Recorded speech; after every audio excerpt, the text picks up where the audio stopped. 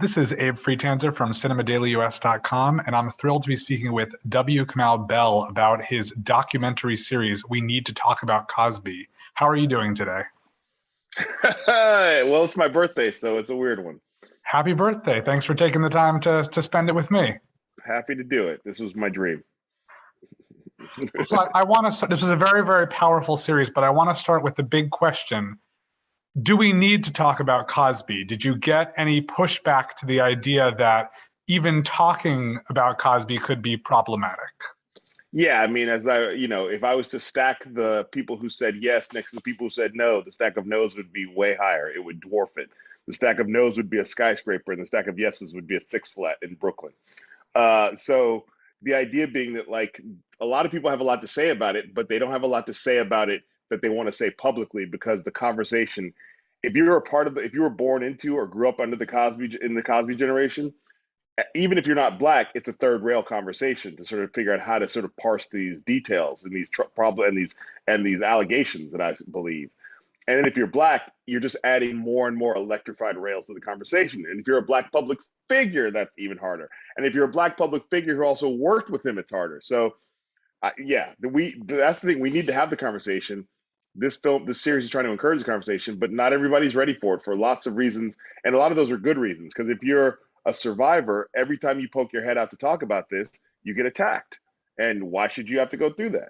So it's a lot. Of course, and I think you did an excellent job because it's such an interesting examination of how much Cosby really did for people of color in television and the incredible impact of that, and that the devastating contradiction of who he was as a person. How do you feel your relationship is with Cosby at this point?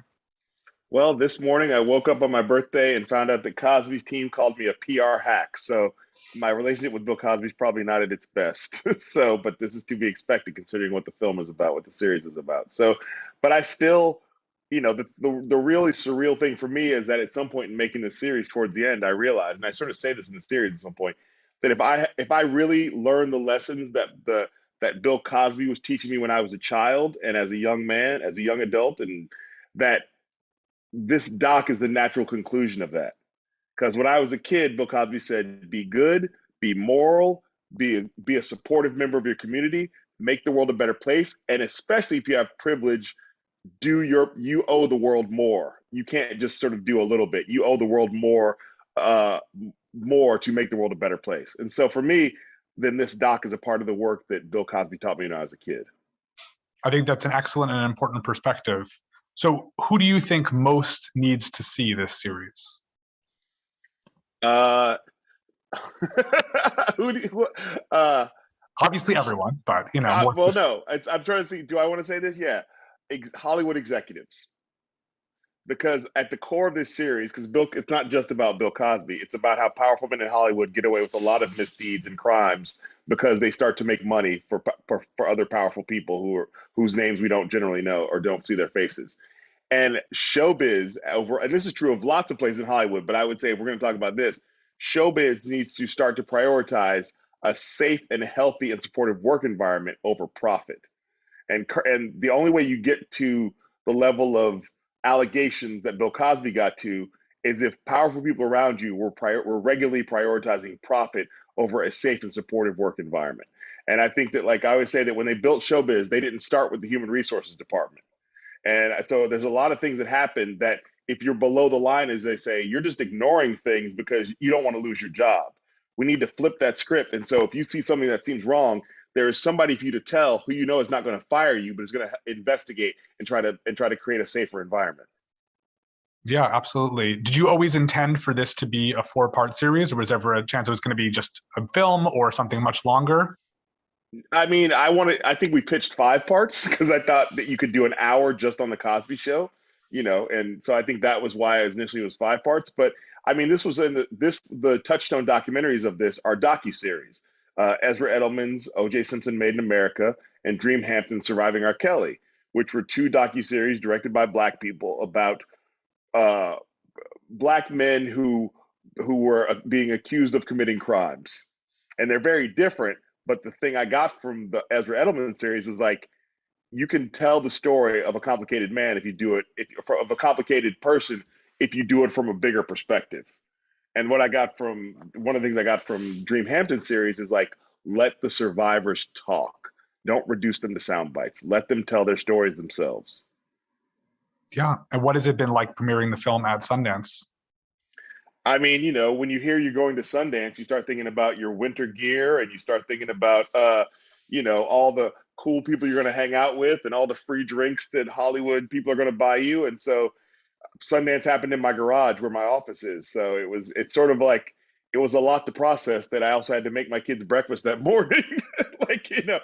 And they were like, when are you going to come out of the office? And I'm like, I'm premiering a very important film at Sundance. So it was a lot. But I felt like for this project, it was always going to be a lot. So I'm not surprised by this. And just getting into Sundance was truly the victory of its own. Like the rest of it is bonus.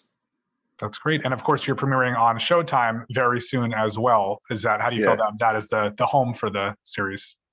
I mean, really, it became the home for the series because as I was talking to Boardwalk, the production company behind the series, they said they had a relationship with Vinny Malhotra, who was the executive who was in charge of it at Showtime.